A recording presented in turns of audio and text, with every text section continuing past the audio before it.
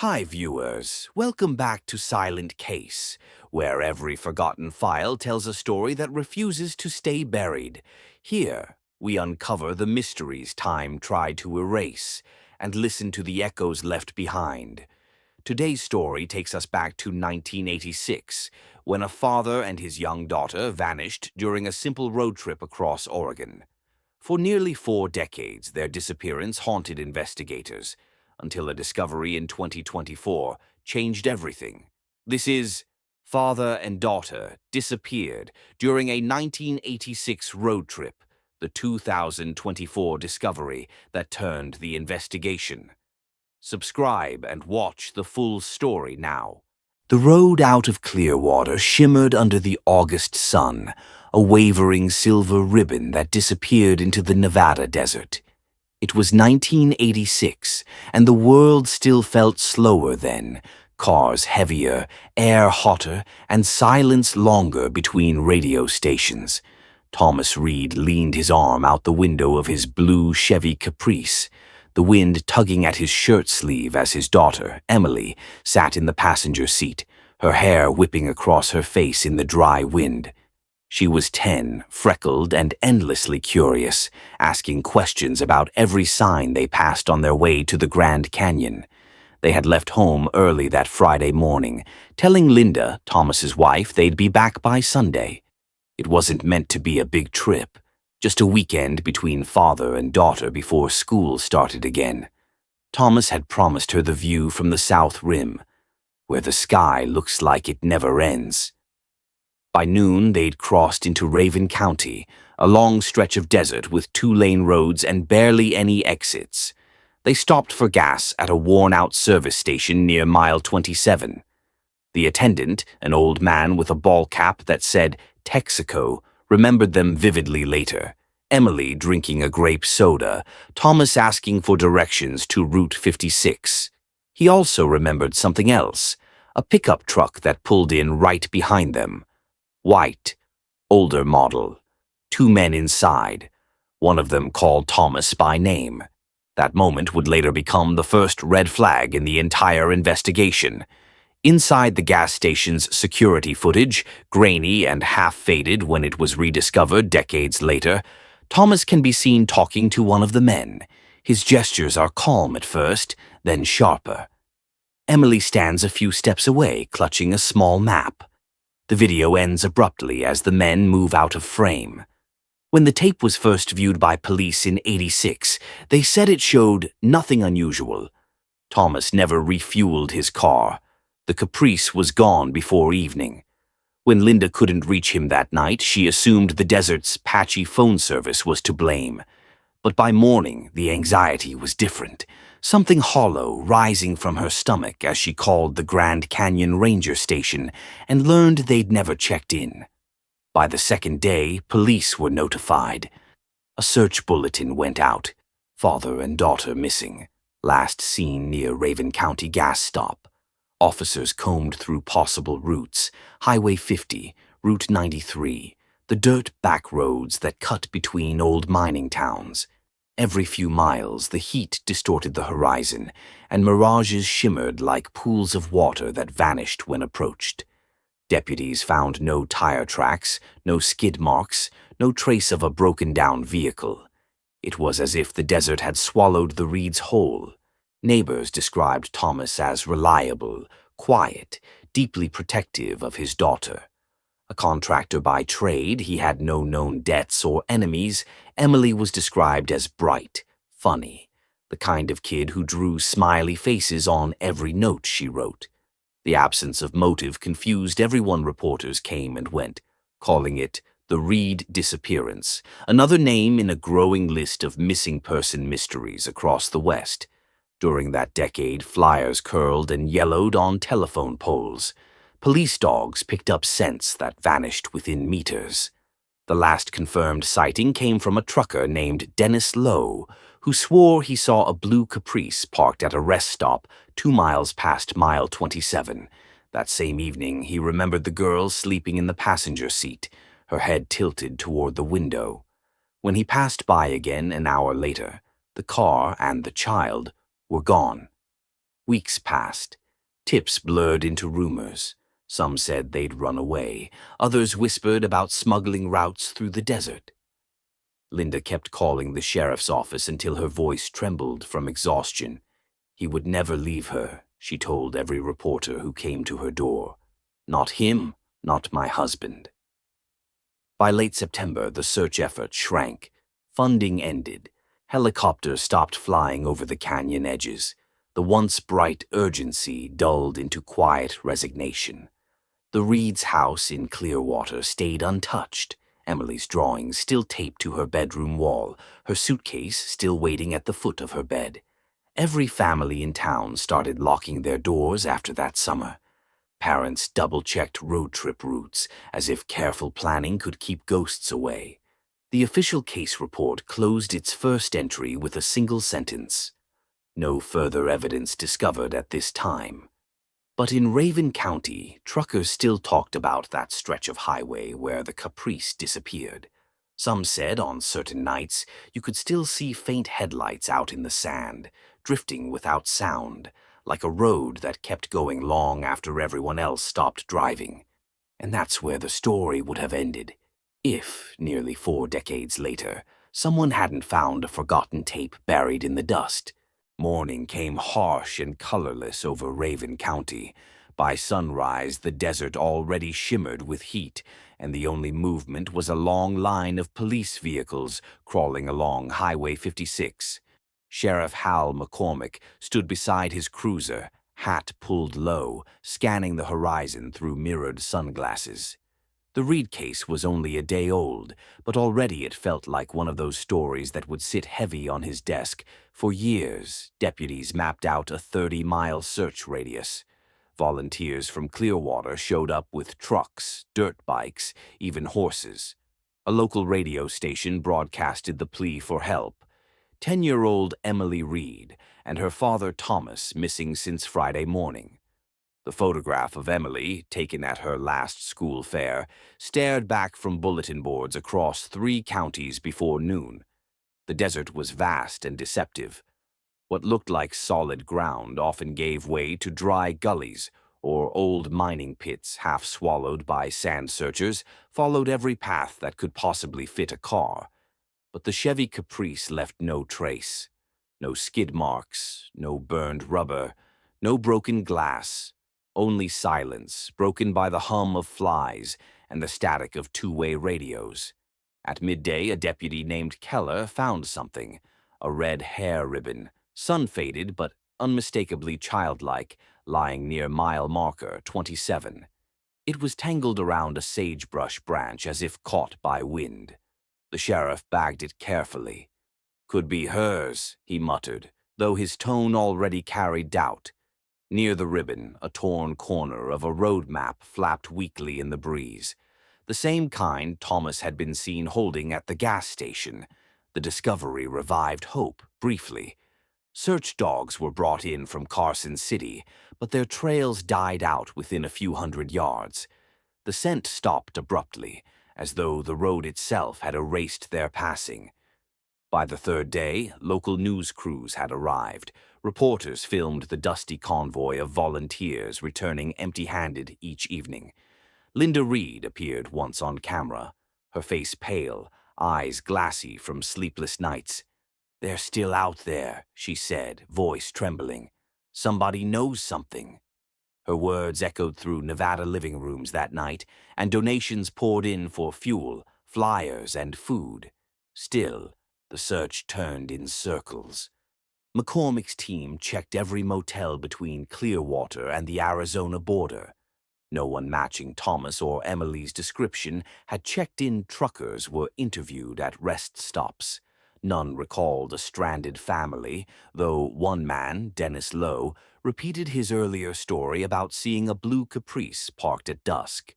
His description was detailed, but unverifiable. The location, 2 miles east of mile 27, became the epicenter of the search.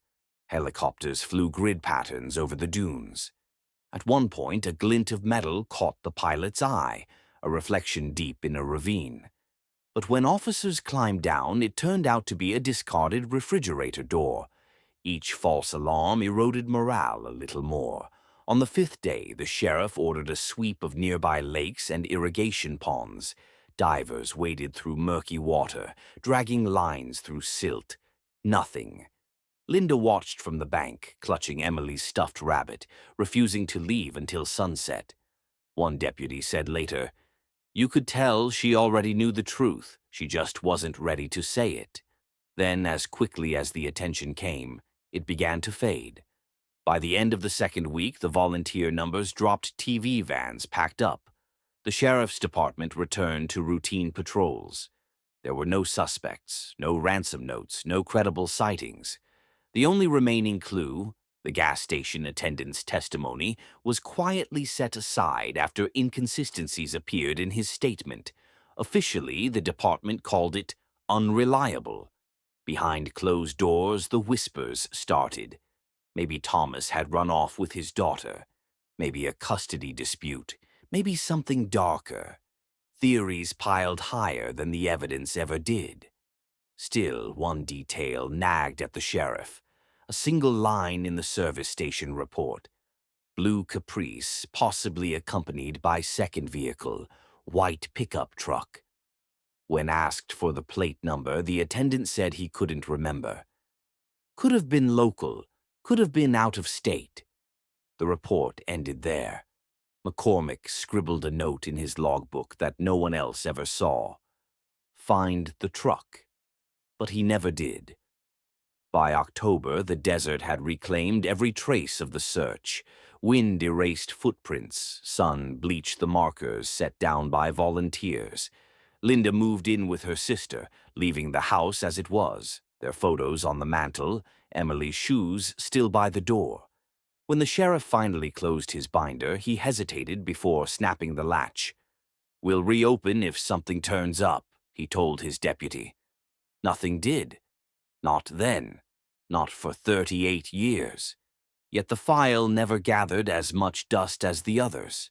Something about it lingered, like static after a signal cuts out, a hum you couldn't unhear. And in 2024, when that hum returned, it would carry a voice from the past. Autumn crept quietly into Clearwater that year. The air cooled, but the silence surrounding the Reed disappearance only grew heavier. By November 1986, the flyers had begun to curl at their corners, the ink fading from weeks of sun. The once bustling search headquarters inside the sheriff's substation now sat half-empty, maps rolled up, phones mostly silent. What had started as a community movement was now just a case number, number 8641R. Sheriff Hal McCormick sat at his desk one evening, the room dim except for a lamp casting a yellow cone of light over the files. He flipped through the photographs again, the gas station still, the ribbon, the torn map. It all looked too familiar now, like a riddle he had memorized but could no longer solve. The truth was, no one expected new leads anymore. The desert had given back nothing. Deputy Sam Keller entered quietly, setting down a fresh cup of coffee. "Anything?" he asked. McCormick shook his head. "Just the same ghosts." The sheriff's tone was weary, but it carried something else, a resignation that spread through the whole department. The Reed case had become what they called a dead file. Too many hours, too few answers. There was always another case waiting, another disappearance, another storm coming. Keller stared at the stack of reports and asked the question everyone avoided. "You really think they're gone for good?" McCormick's reply was quiet. "Out here, the desert decides what it keeps." The official paperwork followed soon after, case suspended pending new evidence. The file was sealed, labeled, and moved into the county records vault. The key was turned, and with that sound, a simple click, the story of Thomas and Emily Reed became history. Outside the sheriff's office, life moved on in uneven steps. The local newspaper ran one final headline: "Search ends for missing Clearwater, father and child." Linda Reed stopped reading after that. She packed away Thomas's clothes in silence, one folded shirt after another. Emily's room stayed untouched. On her desk sat a half-finished drawing of a canyon sunset, unfinished sky, uncolored horizon. Linda couldn't bring herself to throw it away. Some nights she slept on the floor beside the bed, just to be near the last place her daughter's laughter had lived. By Christmas, the Reed house was dark. A for sale sign appeared by spring. Neighbors said Linda moved north, closer to her sister. A few kind souls mailed her old photographs, as if returning fragments of a life that had dissolved overnight. None of them knew what words to write in their letters. How do you comfort someone when no one knows what happened? Meanwhile, the rumors evolved into folklore. Truckers still mentioned the ghost lights near mile 27, headlights that flickered across the sand at night, vanishing before anyone could reach them. Teenagers dared each other to drive the stretch after midnight. Some claimed to hear a faint radio tune in the static, an old cassette song from the 80s, just before their signals cut out. But in the sheriff's office, those stories were dismissed as small-town myth. "People need their mysteries," McCormick said once, closing the file drawer with a sigh. "Helps them forget the real ones." Years passed. The file aged quietly. Brown edges, brittle paper, the faint smell of dust and failure. Keller was promoted, then retired. McCormick died in 1992. When a young clerk later reorganized the archives, she found the Reed file wedged between two water-damaged boxes. She wiped off the dust, frowned at the faded label, and placed it on a lower shelf. The folder had lost its color, but not its weight. Somewhere inside that file was the photograph from the gas station camera. It had never been reviewed again, never digitized. The clerk sealed the box and logged it away under cold cases. Inactive. Decades slipped by. The roads changed names. The gas station at mile 27 was abandoned, its sign half buried in sand. But the stories never truly left Raven County. For locals, the Reeds were still out there, lost between memory and myth. And then, nearly 40 years later, when a young documentarian began scanning old film reels for a forgotten podcast, a single frame flickered to life on her monitor, showing a little girl in a white dress glancing toward the camera. That image would reopen everything the desert had tried to hide. Nearly 4 decades later, the world looked nothing like it did in 1986. The highways were wider, the gas stations brighter, but the desert around Raven County hadn't changed at all. It still stretched out in every direction, vast, quiet, and indifferent. In 2024, Maya Heller sat in a dimly lit editing bay inside a downtown Las Vegas office. The only sound was the hum of her external hard drive and the faint crackle of old film footage looping on her monitor. She was 29, a freelance researcher for a true crime documentary series called Echo Files, tasked with digitizing forgotten police archives from the 1970s and 80s. It wasn't glamorous work. Hours of scanning blurred microfilm, cataloging outdated case reports, but Maya liked the quiet. It felt like listening to ghosts trying to speak again. That afternoon, she was assigned a new folder. Raven County, Cold Cases, 1980 to 1990. Most of it was routine. Missing persons, thefts, one homicide that never made the papers. She nearly skipped a thin file labeled Reed Thomas, Emily, 1986. But something about the handwriting caught her eye, faded but deliberate. The letters pressed hard into the paper, as if whoever wrote it had been angry or afraid. She slid the folder under the scanner, watching the grainy black and white photos appear one by one, a family portrait, a map, a sheriff's signature. Then, among the stills, one image made her stop. It was a security frame from the Mile 27 gas station. The timestamp read August 15th, 1986. Thomas stood near the gas pump, Emily holding a soda can beside him. But in the blurred background, half hidden behind another vehicle, was something Maya almost missed. A second car, darker in tone, positioned just behind the Caprice. At first it seemed unimportant, but when she zoomed in, she noticed a shape inside the second car, a small figure seated, head turned toward the camera.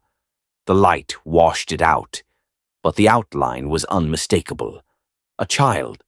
Maya leaned back, heart pounding. "No way," she whispered. She replayed the scan again and again. In one frame, the girl beside Thomas turned her head, and in the very next, the figure inside the second car appeared. It was as if the same child existed in two places at once. She checked the original police notes attached to the image. The description simply read, "No suspicious vehicles present." Nothing about a second car, nothing about another passenger. That was the moment the Reed case stopped being another forgotten entry on a spreadsheet. For days, Maya dug deeper. She requested permission to review the original evidence box from Raven County, which took 2 weeks to arrive. Inside were brittle reports, a half-torn map, a small paper envelope marked "Found near mile 27", and a cassette tape still sealed in plastic. The label was blank except for faded blue ink. E.M., August 15th, 1886. Her supervisor told her not to waste time. "Half of those old cassettes are empty," he said. "Humidity kills the audio." But Maya couldn't let it go. Something in that frame, that eerie duplication of a little girl in 2 cars, had sunk its hook deep. That night, long after the office emptied, she stayed back and borrowed an old tape deck from the storage room. The machine crackled to life, the reels spinning with a slow, dry hiss. For a few seconds there was nothing but static. Then a faint sound emerged, wind through an open window, a man's voice humming along to the radio. Maya froze. The voice was older, calm, then faintly, a child's laugh. She turned up the volume. "Daddy, are we close?" the little girl said. The tape ended abruptly with a soft click. Maya sat in the dark, staring at the spinning reels.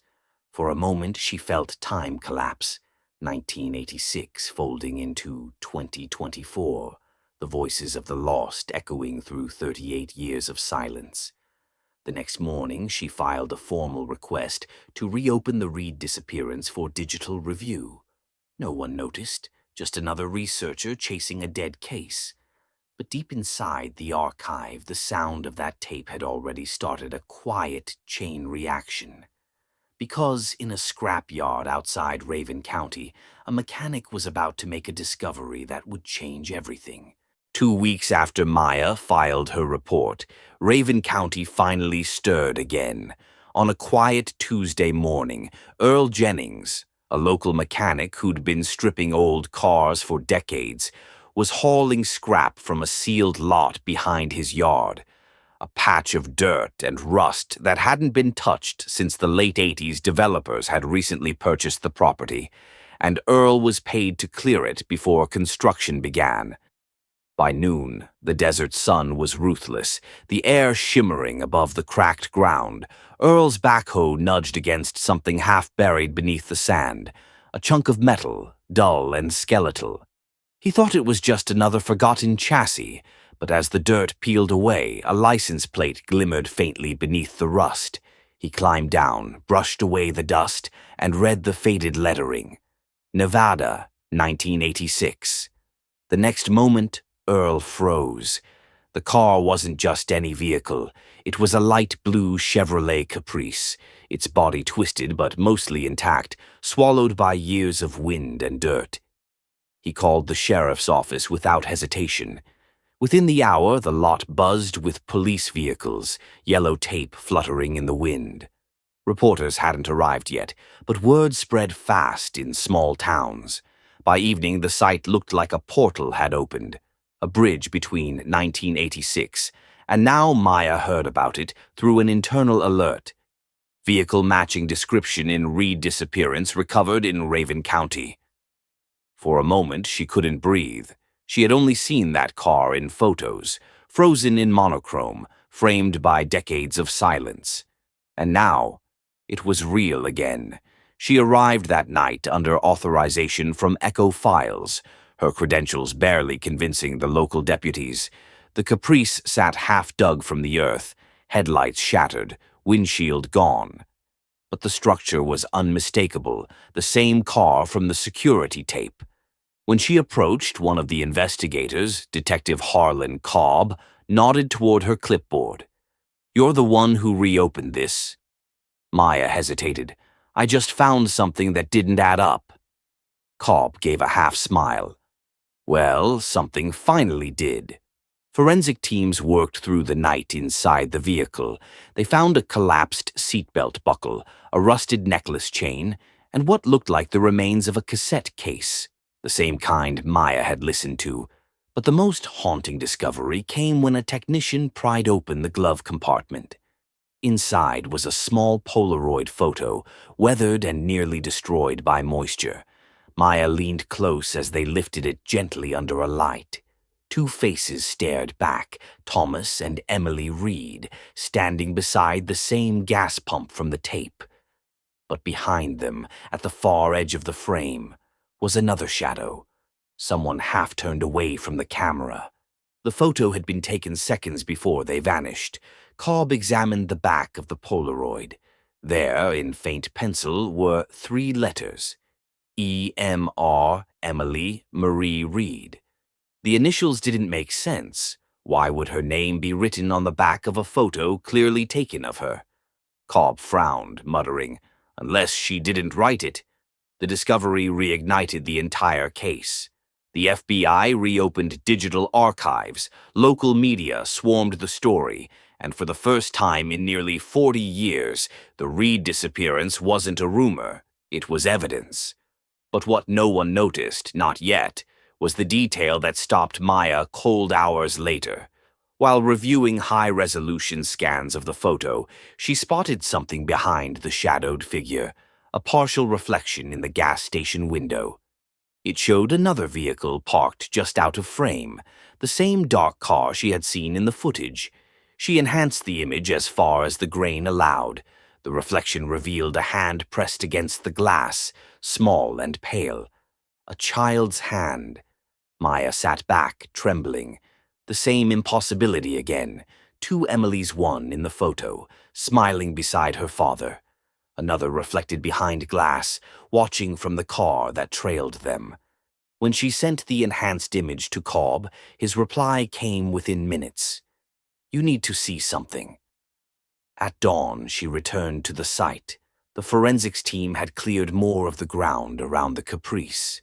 Beneath the driver's side, they'd found a second license plate, snapped clean off and wedged deep in the dirt.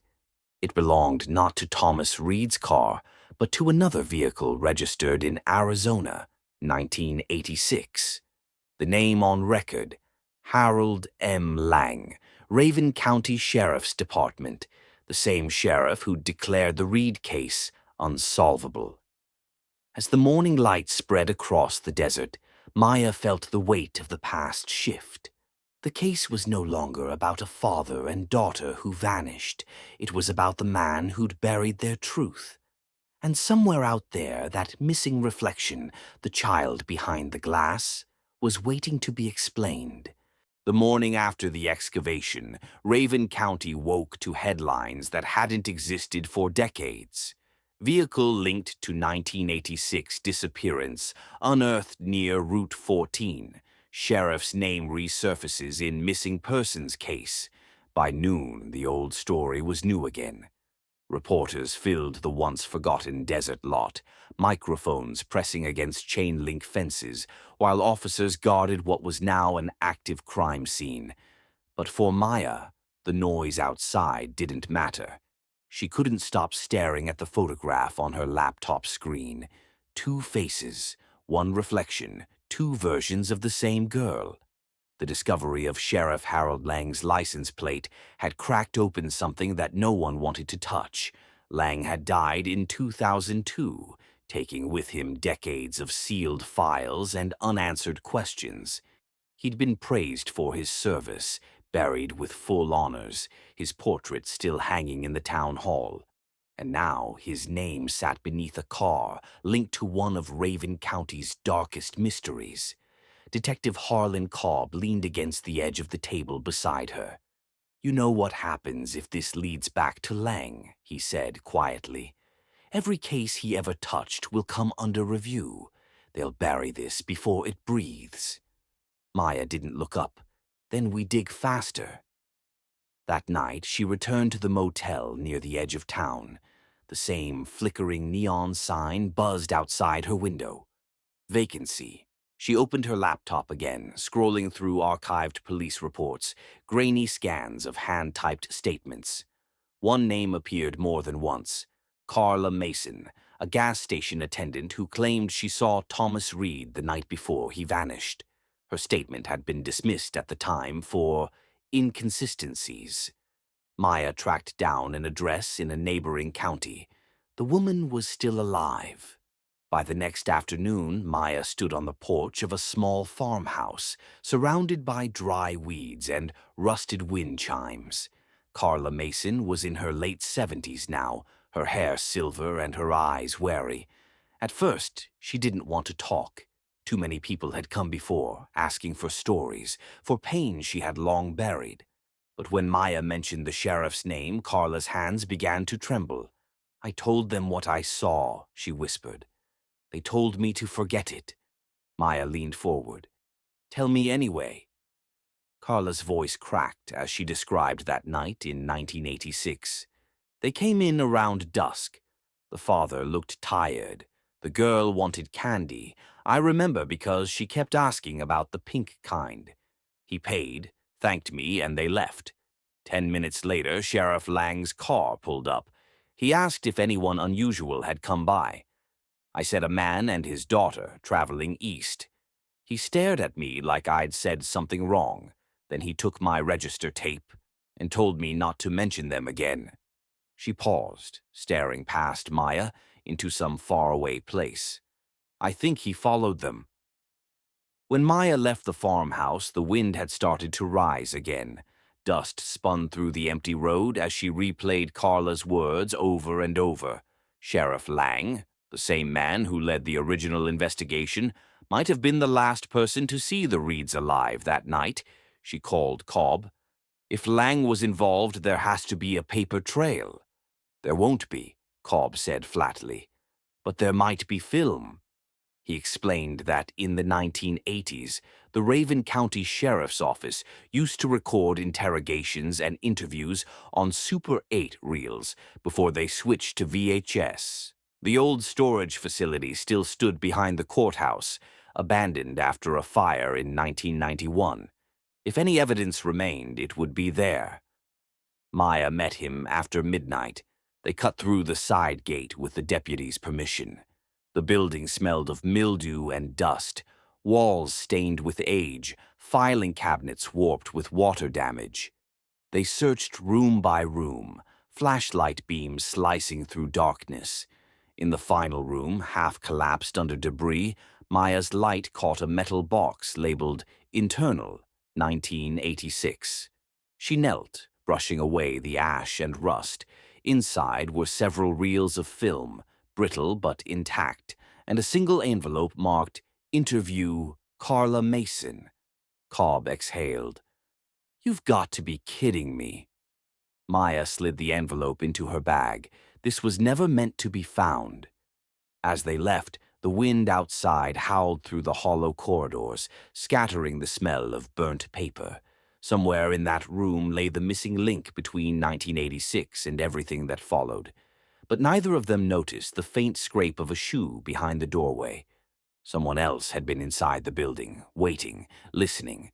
By dawn, the footage would be restored, and what it revealed would change the shape of the case forever. By morning, the reels sat drying on a metal table inside the county forensics lab. Fragile ribbons of time that hadn't seen light in nearly 4 decades. Maya watched through the glass as a technician handled the film with surgical care, threading it through a projector like a relic from another world. When the first frame flickered onto the screen, the room fell silent. The date stamped in the corner read May 17th, 1986.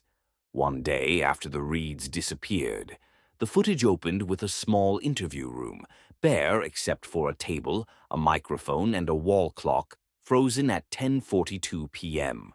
Seated across from the camera was Carla Mason, younger, nervous, clutching her apron like a shield. Sheriff Harold Lang entered a moment later, hat in hand, his posture too casual for a man investigating two missing people. He smiled at her, but the smile didn't reach his eyes. "Now, Miss Mason," he began, "you said you saw a man and a girl come through your station?" "Yes, sir, just before dark." "And you're sure they were traveling east?" She nodded. "That's what he said." Lang leaned closer, voice soft but sharp. "You didn't happen to get their plate number, did you?" Carla shook her head. "No, but—" He interrupted. "Good. Best not to remember too much. Confuses things." Then, almost casually, he reached over and switched off the recorder. The screen turned to static. Maya stared, heart pounding. The technician rewound the film, checked the reel. The next few seconds were missing, physically cut from the tape someone had edited it long ago. But the following reel, labeled Internal Debrief, Lang, revealed something even more disturbing. Lang sat alone this time, writing notes into a file. The angle was wide, like someone else had set up the camera without his knowledge. He muttered to himself as he wrote, "Reed case filed under 1187 vehicle, neutralized, witness advised." He paused, then looked up directly into the camera. "If anyone finds this, close it. You'll thank me later." The film ended there. Maya's stomach turned. "He knew," she whispered. "He knew exactly what happened." Cobb rubbed his jaw, eyes fixed on the fading screen. Or he did something. They played the reels again, slowing the frames. When the technician zoomed in on the corner of the interview room, a faint reflection appeared in the observation glass. A young deputy standing outside, watching his badge number, was barely visible. Number 2416. Cobb leaned forward. "That's not Lang. That's Deputy Jonah Kerr." The name sent a tremor through the room. Kerr had vanished in 1987. Officially listed as a suicide, his body never recovered. The rumor was that he'd been involved in internal misconduct cases, but no one ever connected him to the Reed file. Maya felt the pieces rearranging themselves. What if Kerr tried to expose Lang? Cobb nodded slowly, and Lang made sure he didn't. They requested access to Kerr's personnel records, but within hours the request came back, restricted pending clearance. Someone high up was blocking them. That night, Maya returned to her motel, the reels still echoing in her mind. Lang's voice, his stare, that chilling sentence. "You'll thank me later." She couldn't sleep. Around 2 a.m., she opened her email to find an unmarked message. No subject, no sender. Just one line. "Stop looking." And an attachment, a grainy photo of her and Cobb entering the storage facility the night before. Her pulse spiked. Someone was watching them now. She forwarded the message to Cobb immediately. Within minutes, he called. "You're not safe there. Pack up and move. Meet me at the diner on Route 9. Before she could respond, another email appeared, this one with a scanned document attached. It was a handwritten note signed by Jonah Kerr, dated May 20th, 1986. The handwriting trembled, but the words were clear. "If I disappear, look in Lang's cabin by the quarry. The truth's buried deeper than they think." The email had no traceable origin. By dawn, Maya was already driving north through the pale desert light, the tape reels beside her in the passenger seat. Every mile felt heavier. She could almost hear the ghost of a cassette whirring, a child's faint laugh from a memory too far gone. Cobb followed in his truck a few minutes behind. They didn't speak on the radio. The quarry had been sealed off for decades, Lang's old hunting property, abandoned after his death. But if Kerr's note was real, that was where the real evidence waited. When Maya finally saw the cabin emerge through the haze, its roof sagging under years of silence, she felt a chill crawl through her chest. Something was inside that place, not just truth, but intent. And as the wind rose through the valley, she realized someone else had already been there. A fresh tire track cut across the dust, leading straight to the cabin door. She parked, staring at it for a long moment. The truth wasn't buried anymore. It was waiting. The sun hung low when Maya stepped out of her car, its dying light spilling over the skeletal frame of Sheriff Lang's old cabin.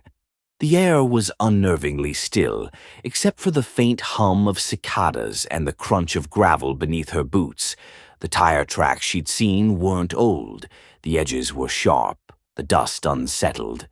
Someone had been here within the last few hours. She reached for her flashlight, the silence pressing harder as she moved closer to the porch. The wood groaned under her weight. The door was ajar, swinging slightly in the wind, a rhythmic creak echoing through the valley. She pushed it open. Inside, the air was thick with decay. Dust motes floated through slants of amber light, landing on furniture draped in ghostly sheets.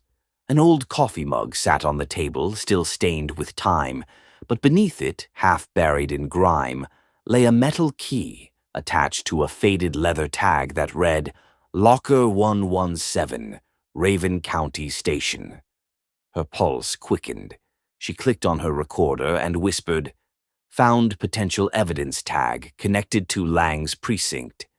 As she moved deeper inside, the smell of rust and mold thickened. On the wall hung framed photographs, Lang with his deputies, Lang at the county fair, Lang shaking hands with politicians. In every image, his smile looked the same, wide, practiced, hollow. Then something shifted, a soft noise from the back of the cabin. Maya froze. She turned off the light and listened. The floor creaked again, this time deliberate. She edged toward the sound, one hand near her phone. The back door was open, swaying gently. Through the narrow gap, she caught the faint outline of a figure moving toward the trees. Hey, she shouted, running out. The person bolted down the slope, vanishing into the brush. Maya chased for several yards, but the terrain was steep, the dusk thicker by the second. When she reached the base, only footprints remained, deep impressions in the sand leading toward the quarry pit. She crouched, snapping photos before her phone buzzed. A message from Cobb. Traffic stop gone wrong. They're stalling me. Be careful. She looked back toward the cabin, unease crawling up her spine. Whoever had been here wasn't random. They were ahead of her, cleaning up traces before she arrived. Back inside, she checked every drawer and cabinet. In the bedroom, beneath a warped floorboard, she found a tin box wrapped in duct tape. Inside were several audio cassettes labeled in Lang's handwriting. One was marked simply, May 16th, 1986, read. Her breath caught. She took the cassette, slipped it into her recorder, and pressed play. Static first. Then a low voice, Thomas reads. We didn't mean to stop here, just needed gas. The sheriff said the road was blocked ahead. He offered to lead us through the back route. A pause. Then Lang's voice, calm and measured. You'll be safe with me, Tom. Just follow close. The tape cut off there. Maya replayed it twice, staring into the dark. It wasn't an interview. It was a recording from inside the car. Lang had been with them that night. Suddenly, something clicked. The earlier Polaroid, the shadow behind the reeds. It wasn't a random stranger. It was him. Her hands trembled as she turned the cassette over. On the back, faintly etched, were two overlapping sets of initials: HL and JK Harold Lang, Jonah Kerr, the missing deputy. Maya felt her stomach drop.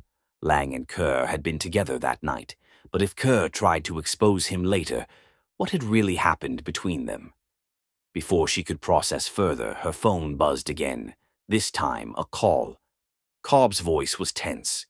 "You need to leave the cabin now. Someone broke into the evidence room downtown. Locker 117's been cleaned out. They knew you were coming." Maya looked toward the key on the table. It was gone. She spun, scanning the room, but there was no one there. Only the back door swinging open again, wind rushing through like a warning. In the distance, headlights glimmered briefly along the ridge before disappearing behind the hills. Whoever had been in that cabin wasn't running anymore. They were circling back. Maya gathered the cassette, shoved it into her bag, and ran to the car. The road ahead blurred into darkness as she sped away, gravel spitting under her tires. Behind her, the cabin's lights flickered once, then went out completely. For the first time, the line between the hunter and the hunted had blurred. And somewhere, inside those missing tapes, waited the moment the Reeds' final night turned from a drive into a disappearance. By the time Maya reached the outskirts of Raven County, the night had thickened into a wall of fog. Her headlights sliced through the haze, revealing only fragments of the road ahead: pale gravel, twisted brush, the occasional glint of old signposts leading nowhere. The cassette lay on the passenger seat, its label smudged, the sound of the sheriff's voice still echoing in her head. "You'll be safe with me, Tom. Just follow close." She replayed those words a dozen times in her mind, and each repetition twisted them darker. When she finally reached the diner on Route 9, Cobb was already waiting in his truck, the engine running. His face was pale, his shirt soaked from rain. "You've got to hear this," she said, climbing in with the cassette. Inside the cab, they played it through his portable recorder. Again, Thomas Reed's hesitant tone, Lang's voice laced with command. But as they reached the last seconds, something faint emerged beneath the static. A second voice, low and trembling. "Sheriff, please. She's just a kid. We can't—" Cobb froze. "That's Jonah Kerr." They listened closer. Then came a sound like a door slamming, a muffled shout, and finally Lang's voice again, sharper now. "You're in this as deep as I am, Deputy. Don't forget that." The recording ended abruptly with a click. Maya leaned back, her pulse pounding. He recorded everything. Kerr must have kept copies. "Then where are they now?" Cobb asked. There was only one answer: the missing locker. Locker 117. Whoever had taken that key from the cabin had gotten there first. Cobb exhaled hard, rubbing his temple. "You know what this means, right? Lang wasn't alone. Someone helped him cover it up, and they're still cleaning house." Maya nodded slowly. "Or someone's trying to finish what he started." They sat in silence for a long moment, the rain beginning to patter harder against the windshield. Outside, the world seemed frozen between past and present, the hum of old crimes awakening. Then Cobb's phone rang. He answered, listened, and his expression changed. That was forensics. They ran a secondary check on the DNA from the Caprice. There's a partial match. Female, early teens. Maya's breath caught. "Emily?" He hesitated. "It's not that simple. The sample's degraded, but it doesn't match Thomas Reed or his daughter." She stared at him, disbelieving. "Then who?" Cobb interrupted quietly. "Whoever that girl was, she was in that car before the Reeds disappeared." The silence that followed felt heavier than any storm. Maya played the tape again, slowing the final seconds. As the static hissed, she noticed something new. Faint, rhythmic tapping, almost like a code. 3 short, 1 long, 2 short. It wasn't random. She jotted it down. "It's Morse. Maybe a location." Cobb squinted. Or a message. They decoded it together on his phone. The translation spelled a single word. Silo. Maya looked up sharply. Lang's property backed onto the old grain silos by the quarry, didn't it? Cobb nodded. And they were sealed off after a collapse in '87. No one's been near them since. Lightning flashed outside, illuminating the drenched fields. For a heartbeat, Maya saw her own reflection in the window, hollow-eyed, rain streaking down her face, and thought of Emily's reflection in the Polaroid. The child behind glass history was repeating itself, in echoes and mirrors. Cobb started the engine. If Lang buried something, it's there, but if someone's still protecting him, we'll be walking straight into it. Maya slid the cassette back into her pocket. Then we walk carefully. As they pulled onto the empty highway, thunder rolled across the valley, swallowing the sound of their tires. Somewhere beyond the fog, the silos stood waiting. Their hollow chambers filled not with grain, but with secrets sealed in concrete. And for the first time, Maya felt the investigation crossing from fact into obsession, from discovery into danger. In the reflection of her window, the rain distorted her face into two Emilys, two truths, and only one would survive what waited in the dark. By dawn, the rain had thinned to a cold mist hanging low over the fields. The road to the old quarry looked more like a scar than a path, narrow, jagged, winding between slopes of rust-colored clay. Maya followed close behind Cobb's truck, her headlights catching flashes of collapsed fencing and weather-beaten warning signs. Danger, no trespassing. The closer they got, the quieter the world became, as if sound itself was being swallowed by the valley. The silos rose from the fog like ghosts, towering concrete pillars streaked with moss and decay. A padlocked gate blocked the entrance, half-eaten by rust.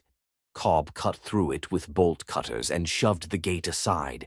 The metal groaned in protest, echoing into the emptiness. Inside, the air smelled of wet dust and metal. Their flashlights pierced through drifts of fog, illuminating fragments of old machinery and graffiti. Names carved decades ago, now fading. Maya's beam caught a shape on the ground, a child's shoe, small, almost fossilized in mud. She crouched down, heart pounding, brushing dirt away until the faded pink fabric emerged. "It's hers," she whispered. "Emily Reed." Cobb stepped beside her. "Then we're in the right place." They pressed deeper into the silo chamber, their lights sweeping across the walls. Near the far end, something metallic glinted. A trapdoor, old, heavy, sealed with a chain. Cobb pried it open with a crowbar, and a gust of stale air hissed out like a sigh from the past. Beneath it, a narrow stairway descended into darkness. Each step creaked under their weight. The deeper they went, the colder it became, until the air felt like stone. At the bottom, the tunnel widened into what looked like a storage room. Brick walls, rusted shelving, the faint hum of water dripping from somewhere unseen. Then Maya's light found them. Photographs, hundreds of them hanging from string lines nailed across the room. All Polaroids, curled and yellowed, each showing the same thing. Children staring directly into the camera. Some smiling, some terrified. Dates written in the corner. 1964, 1971, 1983, 1993. Maya's stomach turned. This goes back decades. Cobb's face had gone pale. Lang didn't start this. He inherited it. On one wall, a metal filing cabinet stood half open. Inside were folders labeled by year, each marked Silo Project. Maya flipped one open, typed pages, faded schematics, and photographs of the quarry under construction. At the bottom of the folder, a single name was stamped in red ink. Project Overseer, Jonah Kerr. Her voice cracked. He wasn't just covering for Lang. He built this. Suddenly, a noise echoed through the tunnel. Faint footsteps coming from above. Cobb's flashlight snapped upward. Someone's here. Maya quickly stuffed the folder into her bag. The light above flickered and the sound grew louder, deliberate, steady. Then, from the staircase, a figure appeared. A man, older now, face hollow, uniform soaked from the rain.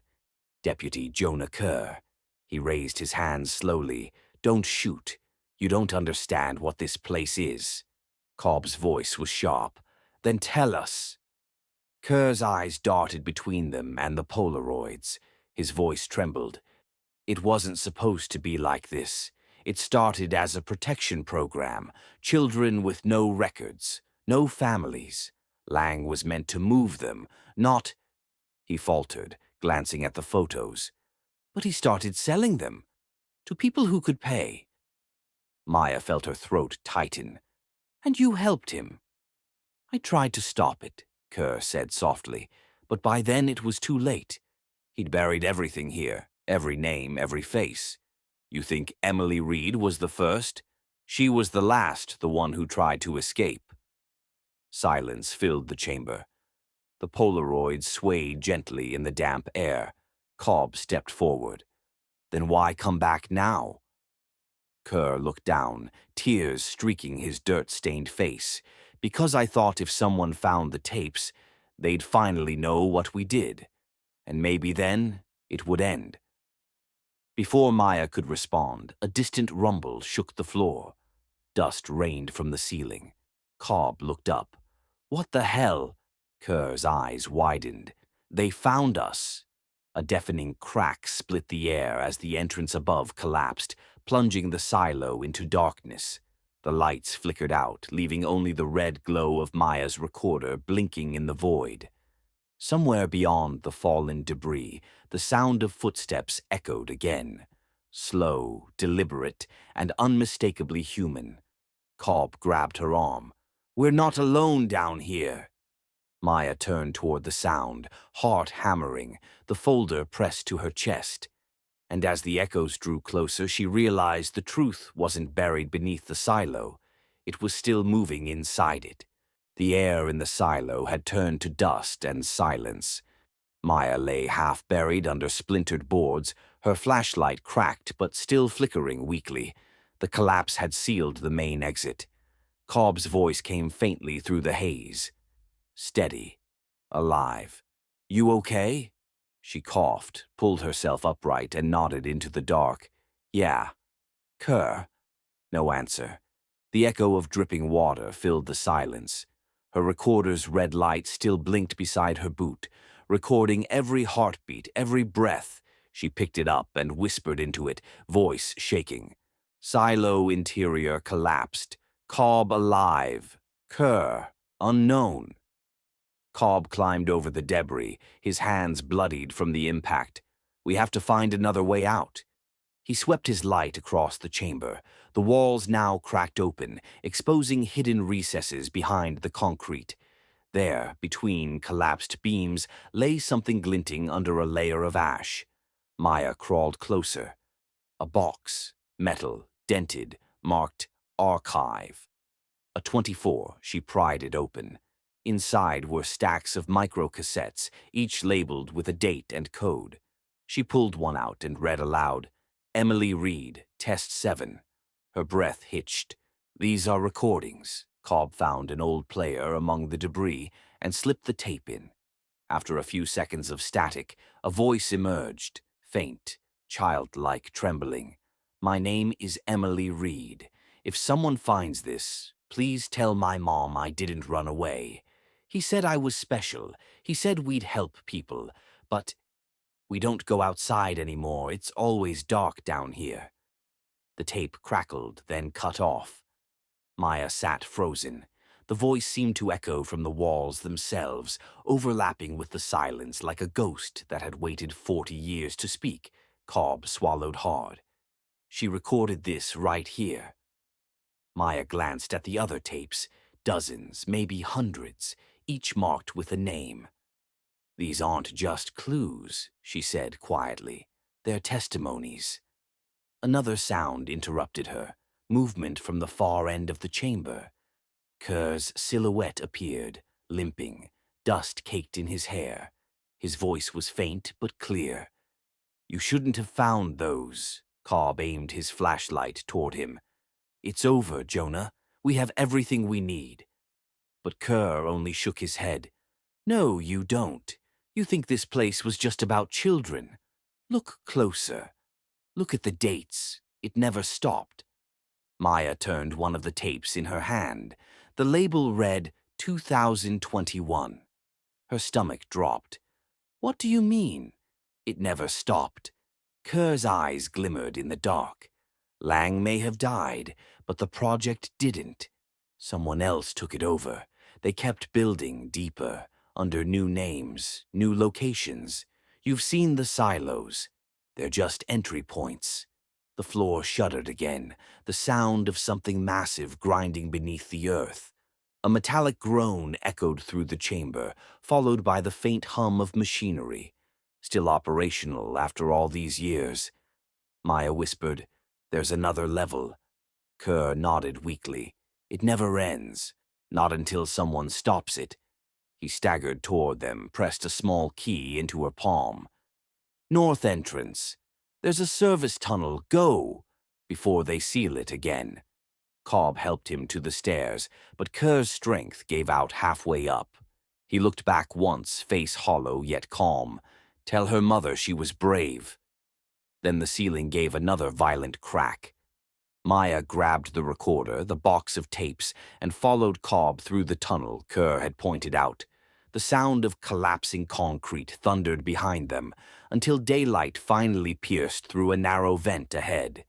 They crawled out into the dawn. The sky was washed in pale orange, the fields below glistening from rain. Behind them, the quarry was a cloud of dust and silence, the entrance buried once more. Cobb sat on the ground, breathless, staring at the sun. Maya held the recorder close to her chest, its red light still blinking. Weeks later, her documentary aired, The Silent Road, the Reed investigation. The tapes were authenticated, names cross-referenced with missing persons from 4 decades. The FBI reopened dozens of old files. But even as the story went viral, questions remained unanswered. Who continued the project? How deep did it go? In the final scene, Maya's voice played over archival footage of the silo ruins. Sometimes truth doesn't echo back in words, it lingers, in static, in silence, in the spaces between what's said and what's buried. Emily Reed's voice was one of many, but she spoke long enough for someone, somewhere, to finally listen. The screen faded to black, and just before the end credits rolled, a brief sound cut through the static, a child's voice whispering softly from one of the recovered tapes. "There's another one, under the river." Then, silence.